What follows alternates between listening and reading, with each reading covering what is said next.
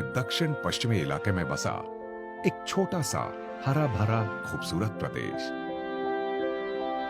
आज जिस गोवा को आप देख रहे हैं, उस गोवा की यहां तक पहुंचने की एक यात्रा है, संघर्षों का एक सिलसिला है, कुर्बानियों की एक रवायत है, एक इतिहास है जो यहां की मिट्टी में दफन है।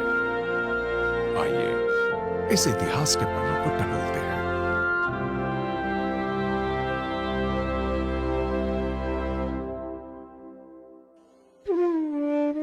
उपलब्ध इतिहास के आधार पर पता चलता है कि गोवा में कोंकण मौर्य वंश का शासन था।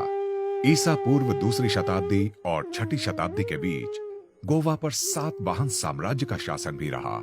उसके बाद भोज वंश का शासन रहा, जिनकी राजधानी दक्षिणी गोवा की कुशावती नदी के किनारे चंद्रपुर थी, जिसे हम आज चांदौर के नाम से जानते हैं।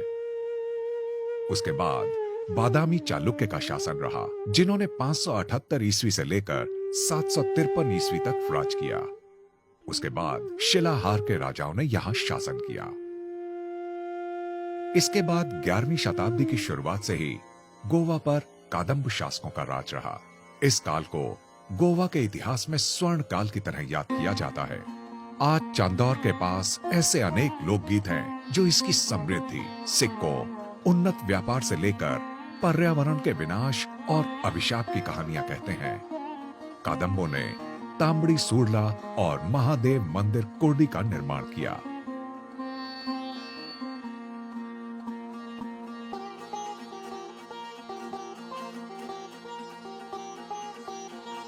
(1370) में विजयनगर ने गोवा पर आधिपत्य स्थापित कर लिया। 1469 तक गोवा विजयनगर का अंग रहा। दक्कन की बहमनी सल्तनत ने 1478 में आक्रमण किया और गोवा पर अपना राज कायम कर लिया। उन्होंने मांडवी नदी के किनारे इला को अपनी राजधानी बनाया, जिसे हम आज ओल्ड गोवा के नाम से जानते हैं। इसी तरह आदिल शाह ने 1498 में बीजापुर पर आक्रमण किया और बहमनी सल्तनत को अपने अधीन कर लिया। फिर आया सन 1510, जब रीस मागोस में सैनिक टुकड़ियों के साथ पुर्तगाली जहाज गोवा पहुंचे। कमांडर अल्फोंसो दी अल्बुकर्क के नेतृत्व में आदिल शाह पर हमला किया गया, जिसमें पुर्तगाली टुकड़ी की हार हुई। लेकिन कुछ समय बाद अल्फोंसो दी अल्बुकर्क ने फिर से स्थानीय सहयोगियों की मदद से गोवा पर हमला किया। इस बार अल्बुकर्क की विजय हुई। 25 नवंबर 1510 को अल्बुकर्क ने ओल्ड गोवा में प्रवेश किया, जिसने गोवा की अगले 450 साल की कहानी लिख दी। साथ आए ईसाई मिशनरियों ने धर्म प्रचार का काम शुरू कर दिया। धीरे धीरे धर्म प्रचार ने कड़े धर्म परिवर्तन का रूप ले लिया। लोगों के लिए स्थानीय देवी देवताओं की पूजा करने, धार्मिक प्रतीकों के इस्तेमाल करने और उनकी मूर्तियां आदि घर में रखने पर प्रतिबंध लगा दिया गया। धार्मिक स्थलों को खंडित करना और स्थानीय धार्मिक सांस्कृतिक रीति रिवाज, आचार व्यवहार करने पर शारीरिक यातनाएं तक दी जाने लगी और लोगों पर अनाप शनाप टैक्स थोप दिए गए। पुर्तगालियों ने 1510 में तिसवाड़ी और 1543 में मुरगांव, सेल्सेट और बारदेस पर कब्जा कर लिया। आज का मुरगांव 1543 में सेल्सेट का ही हिस्सा था। 1763 में फोंडा, सांगे, कारकोल पर भी पुर्तगालियों का राज हो गया। 1786 में पेणुडे, सत्तरी और बिचोलिम पर भी कब्जा कर लिया गया। इस तरह 1791 तक पूरे गोवा पर पुर्तगालियों का कब्जा हो गया। ये सिर्फ पराधीनता का ही इतिहास नहीं है, बल्कि शौर्यपूर्ण संघर्ष की भी दास्तान है। पुर्तगालियों के खिलाफ पहला विद्रोह 15 जुलाई 1583 को कोंकली में हुआ, जब धर्म परिवर्तन के लिए आए 5 पादरियों पर स्थानीय लोगों ने योजनाबद्ध तरीके से हमला किया और उनकी हत्या कर दी। बदले की कार्रवाई में पुर्तगालियों ने चालाकी से 15 ग्रामीणों को बातचीत के बहाने बुलाया और घेर कर धोखे से उनकी हत्या कर दी। इस घटना से पूरे इलाके में रोष फैल गया। 1664 में छत्रपति शिवाजी महाराज ने आदिल शाह पर आक्रमण किया। शिवाजी महाराज ने पेड़ने, बिचोलेम और सत्तरी को अपने स्वराज का हिस्सा बना लिया। उन्होंने पुर्तगालियों द्वारा खंडित किए गए सप्त कोटेश्वर मंदिर का नार्वे गांव में पुनर्निर्माण कराया। शिवाजी महाराज ने साल नदी के किनारे बेतुल किले का भी निर्माण कराया। 1683 में संभाजी महाराज ने पुर्तगालियों पर हमला किया और पुर्तगालियों में खलबली पैदा कर दी। संभाजी महाराज ने कई किलों पर कब्जा कर लिया। उन्होंने मर्दनगढ़ किले का निर्माण कराया। 1788 में पिंटो विद्रोह हुआ। वितोरिनो फारिया और जोस गोंजाल्वेज ने जिसका नेतृत्व किया। पुर्तगालियों ने इस विद्रोह को कुचल दिया। 13 दिसंबर 1788 को 47 नेताओं को गिरफ्तार कर लिया गया, जिनमें से कई को फांसी और देश निकाला दिया गया। 1755 से लेकर 1912 तक राणे समुदाय ने गुरिल्ला युद्ध के जरिए पुर्तगालियों को नाको चने चबा दिए, लेकिन शासकों ने हर संघर्ष को बर्बर तरीके से कुचला दिया। पहाड़ी इलाकों और अंदरूनी जगहों में बंदूक, तलवार आदि स्थानीय हथियारों के साथ तकरीबन 150 साल तक गुरिल्ला लड़ाई चलती रही। दीपाजी राणे ने नानुस किले को अपने सशस्त्र संघर्ष का केंद्र बनाया था। 1926 में तरिस्ताब द ब्रगांजा कुना भारत लौटे और उन्होंने अपने 5 साथियों के साथ मिलकर 1928 में गोवा कांग्रेस कमेटी का गठन किया, जिसने गोवा की आजादी के लिए सत्याग्रह और अहिंसा को अपना औजार बनाया।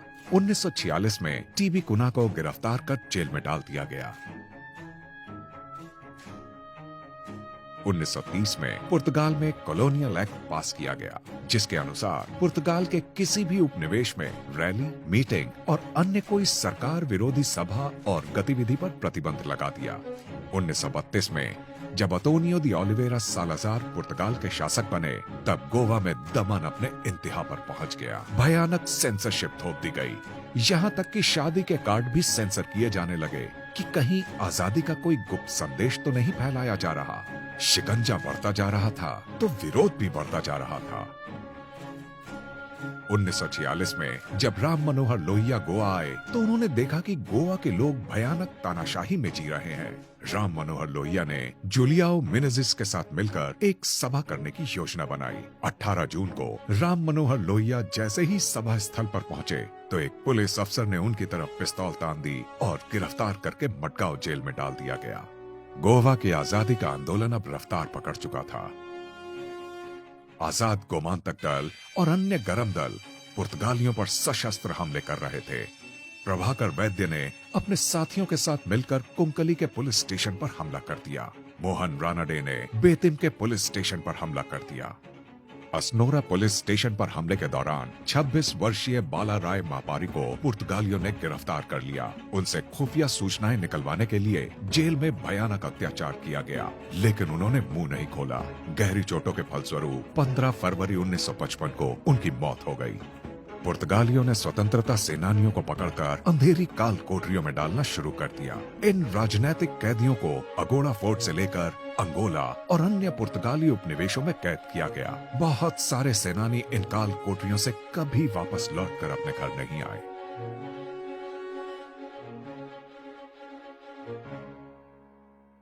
Long years ago, paid a tryst with destiny, and now the time comes. इसी दौरान 15 अगस्त 1947 को भारत आजाद हो चुका था। देश के हर हिस्से से गोवा की आजादी की आवाज उठ रही थी। 15 अगस्त 1954 को अल्फ्रेड अफोंसे के नेतृत्व में तेरेखोल किले पर सत्याग्रह हुआ और पूरे दिन किले पर तिरंगा लहराता रहा। ये किला आजादी का प्रतीक बन गया, जो स्वतंत्रता सेनानियों के शौर्य और बलिदान की एक सुनहरी याद है।